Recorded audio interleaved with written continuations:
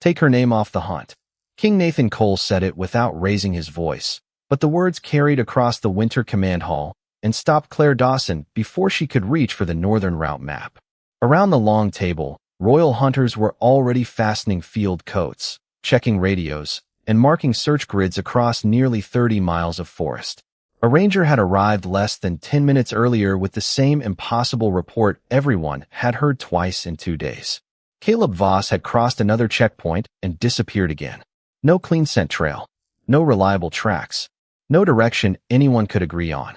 Claire stood near the far end of the table with a pencil still between her fingers. Marcus Reed looked at the roster. She volunteered for the Eastern Sweep. Nathan glanced at Claire's file. Omega, 27, Royal Scout. No recorded shift. His eyes lifted to her. We need hunters who can cover ground quickly. Claire understood what he meant without hearing the rest. Marcus said it anyway. She cannot shift. No one in the room looked surprised. Claire had been wolfless since every healer expected her first transformation to come, and it never did. She had learned years ago that silence often followed that fact, as if people needed a moment to decide how much less capable she had become. Nathan returned his attention to the map. Keep her at command support. Claire placed the pencil down carefully. Your Majesty, I know the northern routes. So do the hunters. I know the old ranger routes. Marcus gave her a patient look. Caleb is moving as a wolf. This is a scent pursuit. Claire looked at the reports spread across the table. Then why has scent failed 3 teams? That earned her a few glances. Nathan studied her for a second longer. Because Caleb was a royal ranger for 12 years. He knows how we search. Exactly. Claire reached toward the newest field report, but stopped before touching it. Checkpoint 4 says the scent continued north after the creek crossing, but the ranger also reported fresh mud on the western stones. Marcus frowned. A deer could have disturbed them. Maybe. Claire looked at the weather notation. Wind from the southwest at 12 miles per hour. Snow expected after midnight. But if Caleb wanted hunters north, that is exactly where he would leave scent. Marcus shook his head. You are building a theory from one creek. I am building it from someone who knows what you will notice first. Nathan's expression remained unreadable. For one brief moment, Claire thought he might reconsider. Instead, he handed the roster back to Marcus. Command support. The decision was final. Hunters collected their maps and moved toward the doors. Boots crossed the stone floor. Radios crackled. Within minutes, the hall emptied until only support staff remained. Claire watched 3 search teams leave through the northern gate. Sarah Bennett, another junior scout, came to stand beside her. You were right to say something. Claire did not answer. Her eyes stayed on the map. The creek. The western stones. The wind. Then she noticed something else. Every confirmed sighting formed an arc around the northern sector, but none actually moved deeper into it. Caleb was not escaping north. He was making them believe he was. Sarah followed Claire's gaze. What is it? Claire picked up the pencil and drew one quiet line across the map, away from every active search team. He is not north of US. Claire stayed in the Winter Command Hall long after the royal hunters disappeared beyond the northern gate. Radios crackled across the table as field teams reported broken scent trails, scattered tracks, and nothing that stayed consistent for more than a mile. Sarah stood beside her, updating the search board while Claire reread every report in order. The more she looked, the less the northern theory made sense. At checkpoint 2, Caleb's scent had appeared near a stand of spruce, even though the ground showed no matching stride pattern. At checkpoint 4, the creek stones were wet on the western side, but the strongest scent drifted north.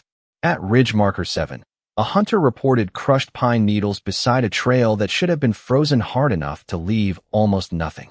Claire tapped the page. He is placing what they expect to find. Sarah looked over. You mean false scent? Not completely false. Just enough truth in the wrong places. Another radio message came through.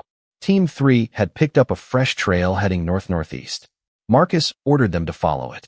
Claire pulled the weather sheet closer. Wind from the southwest. 14 miles per hour now. She traced the ridge line with one finger. He wants them carried uphill. Sarah frowned. Why?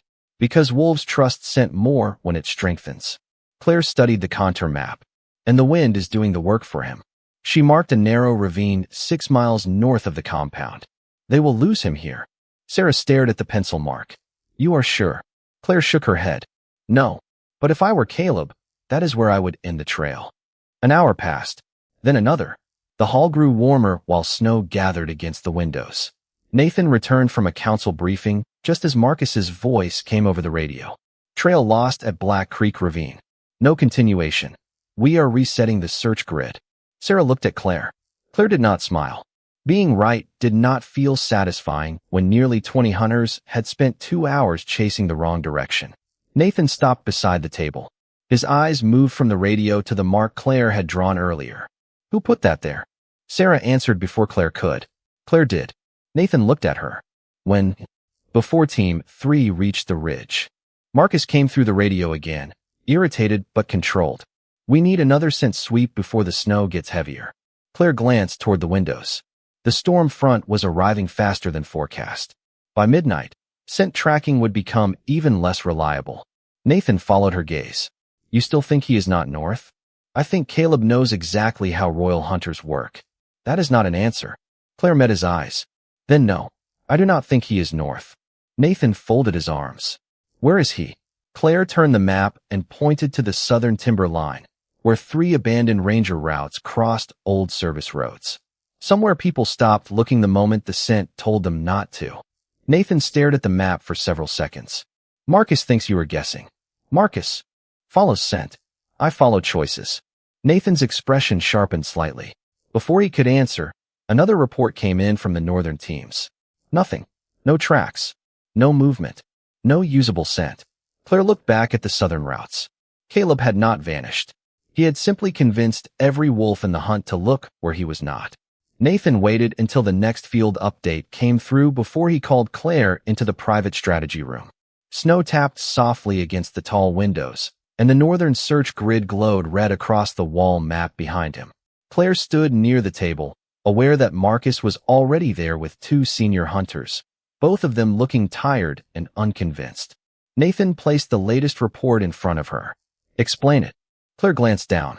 Team 3 had lost the trail exactly where she predicted. Team 5 had found another scent fragment 2 miles farther north, but no tracks matched it. Caleb is controlling what your hunters notice first. Marcus folded his arms. You have said that already. Claire looked at him. Because it is still true. Nathan said nothing, so she continued. A scent trail tells a wolf who passed through an area. Terrain tells me how that person moved, where they slowed down, what they avoided, and what they expected someone else to follow. Marcus gave a short breath through his nose. You cannot outrun a shifted rogue on foot. I do not need to outrun him. Claire pointed to the southern timber routes. I need to understand where he chose to go. Nathan studied the map. And you think you can? I think I can prove whether I am wrong. That answer made him look at her more carefully. Claire could feel the old judgment still sitting between them. Wolfless. Useful behind a desk. Too slow for a hunt. She had heard versions of it for years. Nathan finally straightened. You have 6 hours. Marcus turned sharply. Your Majesty. Nathan lifted one hand. 2 guards. Full map access. Any route outside restricted royal grounds. Marcus stared at him. This is a rogue pursuit, not a training exercise. If she is wrong, 6 hours costs us little. Nathan's gaze shifted to Marcus. If she is right, your pride is already costing us more. The room went quiet. Claire did not smile. She only reached for the southern field map. I want Ranger Station 9 records and Caleb's old patrol assignments. Nathan nodded. Done. 20 minutes later, Claire stepped through the south gate with 2 guards behind her and a field pack over one shoulder. Snow had begun dusting the road, thin enough that older impressions still showed beneath it. She ignored the obvious animal tracks and moved toward a narrow service trail running between the pines. One guard glanced at the compass. The active search is north. Claire kept walking. I know. Half a mile in, she stopped beside a patch of bent grass where the frost had been disturbed. No strong scent. No deep footprint. Just a shallow heel mark angled toward the tree line. One of the guards crouched. Could be anyone. Maybe. Claire looked ahead. A low branch had been pushed aside without snapping. Someone had passed carefully, not quickly. Someone who did not want to leave the kind of signs wolves expected from a fleeing rogue. Claire touched the edge of the branch, then looked deeper into the southern woods. The trail was faint, human, deliberate, exactly what she had been waiting for. Behind her, the guard asked, You found something? Claire adjusted the strap on her pack. I found the first honest thing he left us. Claire followed the faint southern trail for another mile before the pattern changed. The shallow heel marks disappeared where the ground hardened beneath the pines, but that did not bother her. Caleb had stopped leaving obvious evidence long before anyone began hunting him. She slowed instead of speeding up.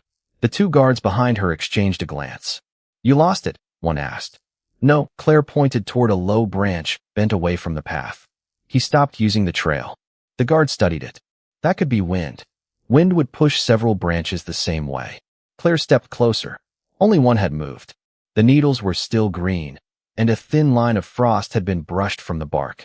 Someone had passed there recently and taken care not to break anything. She moved between the trees, reading what remained.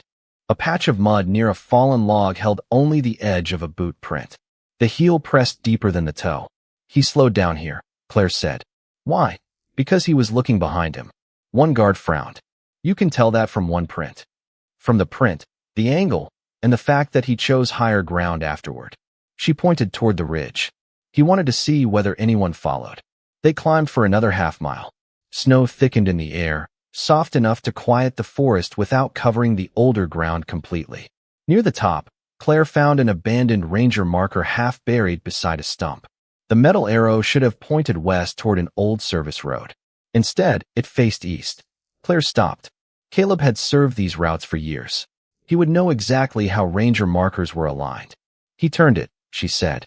One guard crouched beside the post. "Why leave something that obvious?" "Because it is obvious only if you know it should be wrong." A voice came from behind them. "That sounds convenient." Claire turned. Nathan stood several yards down the ridge with Marcus and another hunter beside him. She had not heard them approach through the snow. Marcus looked at the marker. "You reported a possible southern trail." "We came to verify it." Claire glanced at Nathan. "You came yourself?" "I wanted to see what you were seeing." She looked back toward the trees, then stopped looking for scent. Marcus's expression tightened, but Nathan simply said, "Show me." Claire continued east. 15 minutes later, she found a shallow campsite hidden between two rock shelves. No fire. No food left behind. Nothing useful at first glance. Then she noticed 3 small stones arranged beside an old ranger stake. On the stake, someone had scratched 4 words into the weathered wood. "Look east before the snow." Nathan read them twice. Marcus scanned the ridge. It could be a trap. Claire shook her head slowly. "No." She looked toward the darkening eastern mountains. "It is a message." Nathan's gaze shifted to her. "For whom?" Claire thought about the false scent, the careful trail, the turn marker, and the fact that Caleb had hidden everything except the things a patient tracker would notice. For someone willing to stop chasing him long enough to understand why he ran. The message changed the hunt. Nathan ordered everyone back to the temporary ridge camp before the snow thickened, and for the first time since Caleb disappeared, the maps were placed on the table without a scent chart beside them. Claire stood over the eastern routes while Marcus read the words from the ranger stake again. "Look east before the snow," he said. "That could still be misdirection." Claire shook her head. "Then it is unusually specific misdirection." Nathan looked at her. "What is east?" Claire traced the old ranger network with one finger.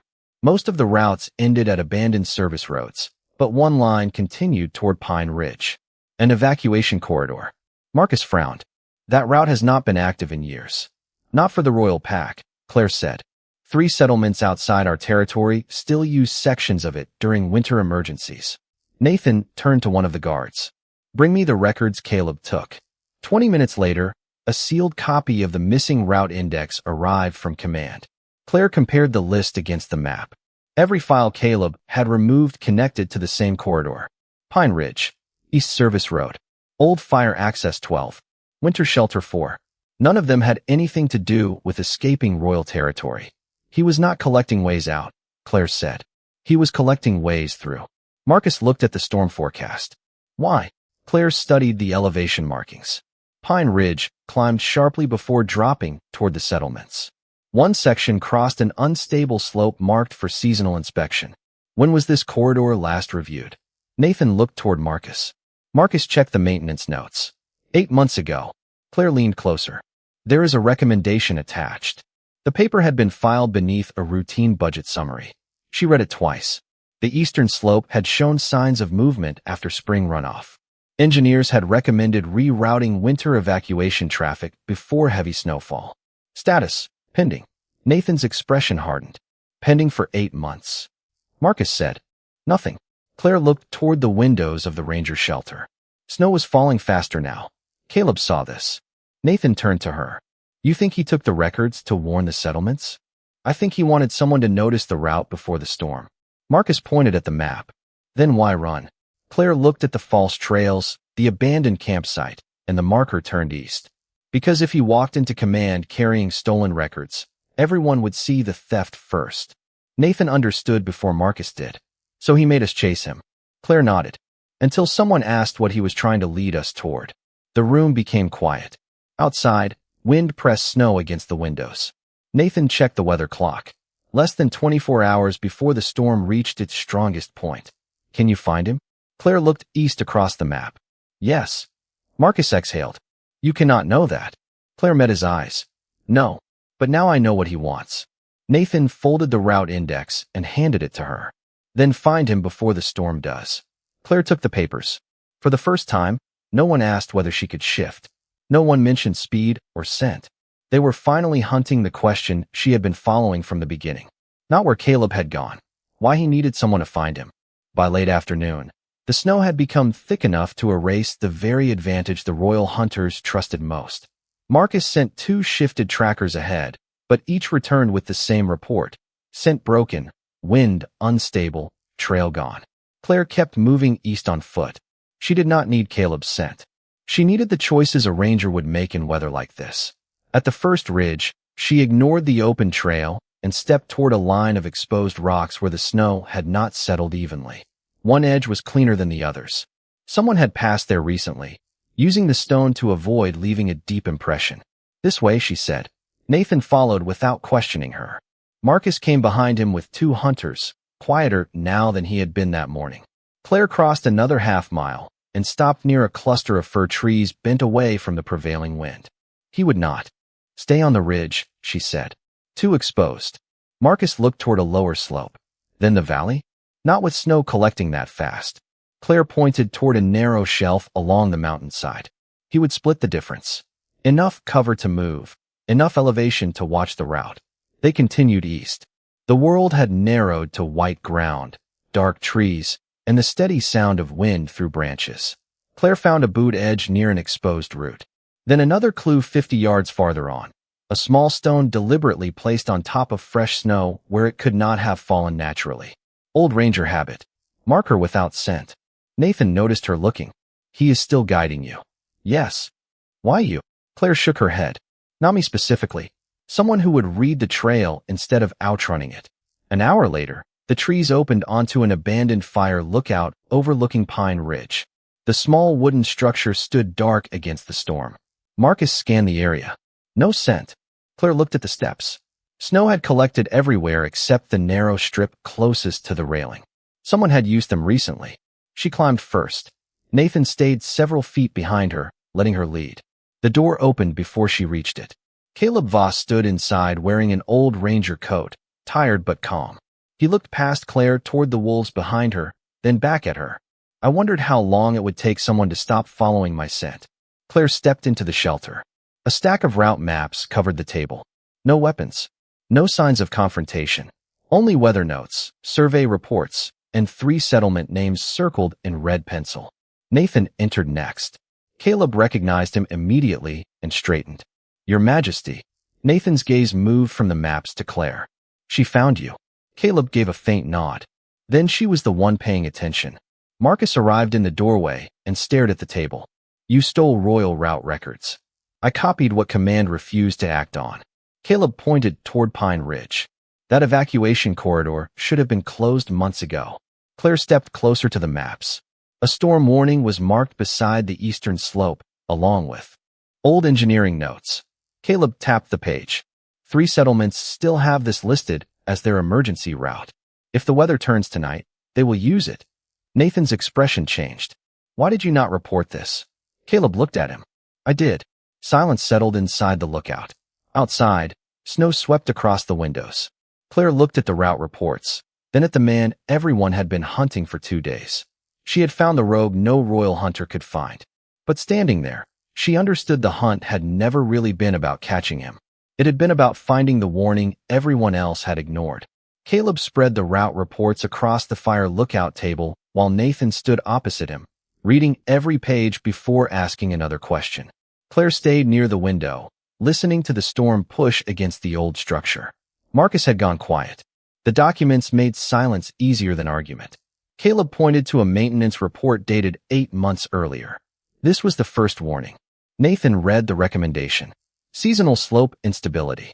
Emergency reroute advised before winter. Beneath it sat 3 later requests, each marked for review and never completed. You filed all of these?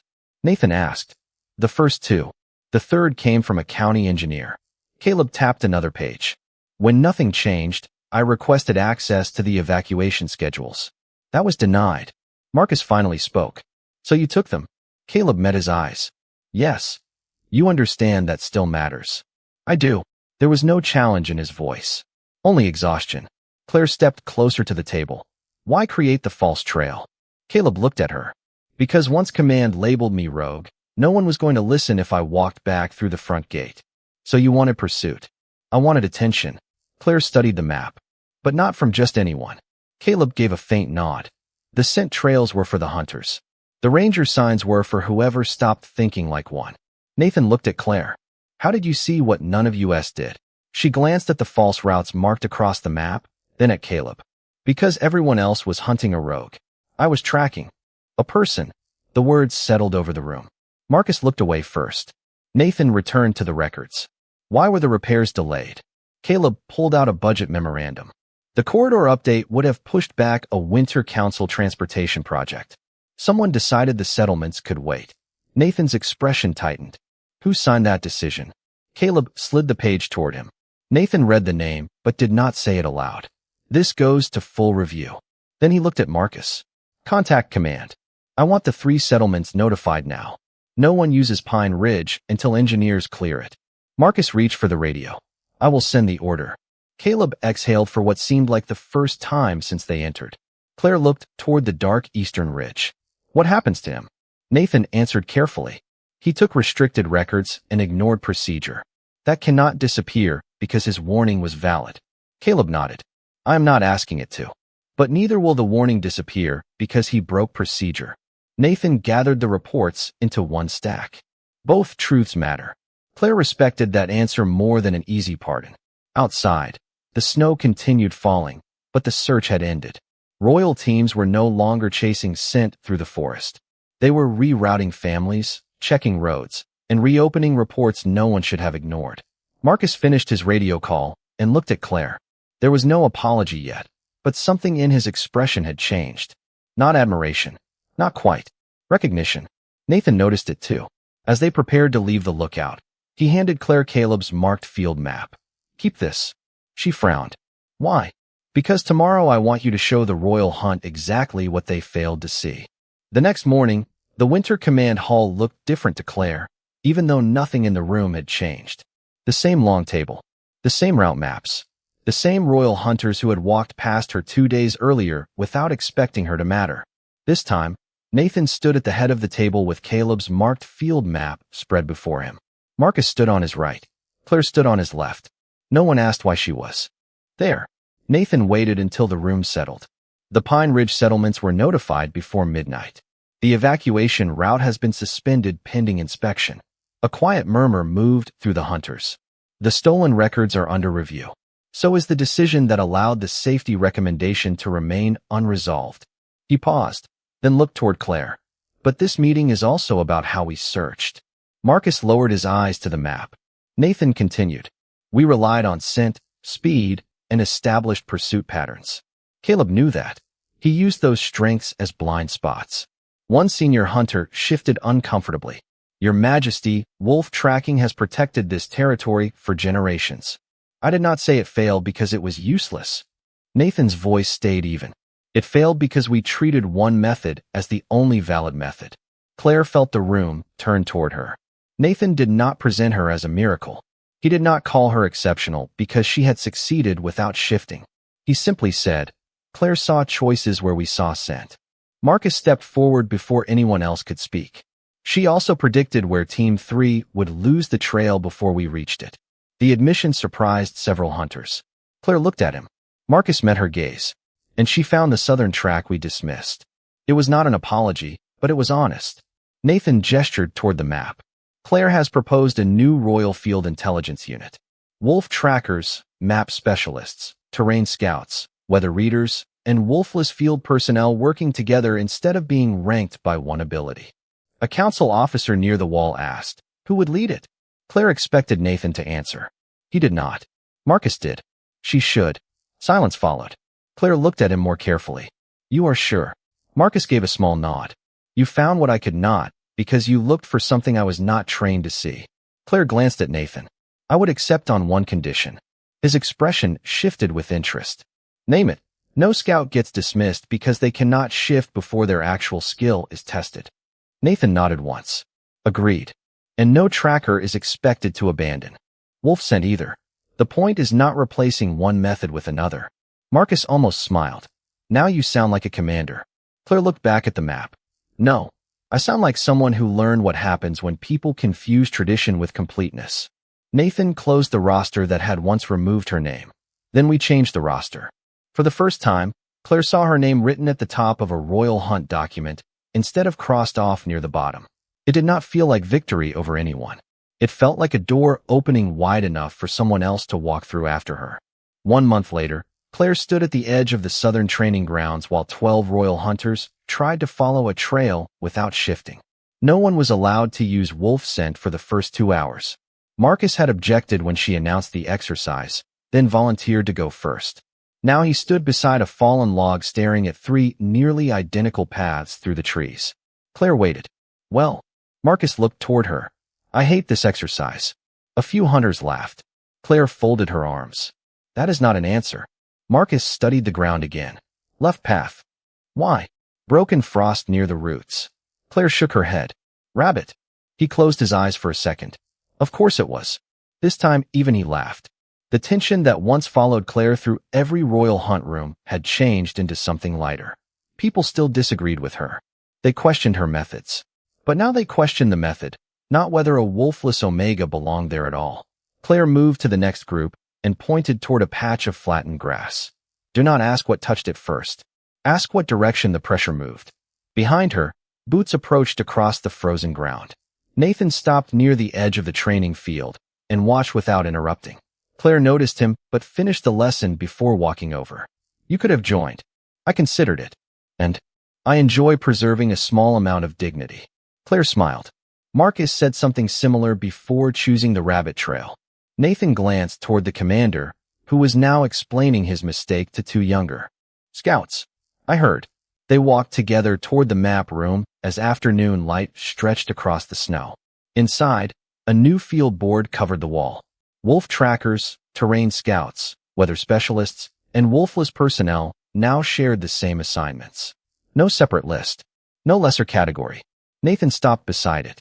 "I dismissed you because I thought I knew what a scout needed." Claire looked at the board. "You knew what your scouts had always needed." "That is worse. Only if you refuse to learn anything afterward." Nathan turned toward her. "There is a border survey scheduled for spring.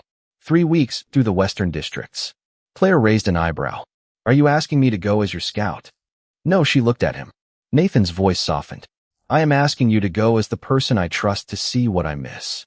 The answer caught her off guard. Not because it sounded romantic. Because it sounded equal. Claire let the silence sit between them for a moment. "Then yes." Nathan nodded. No command. No ceremony. Just an agreement. They stepped outside together as the hunters returned from training, several of them studying the ground before instinctively lifting their heads to search for scent. Claire noticed and smiled. A month ago, her name had been removed from the hunt because she had no wolf to guide her. Now the royal hunt was learning the lesson she had spent years teaching herself. Sometimes the thing everyone calls a weakness simply forces you to notice what everyone else has forgotten to see.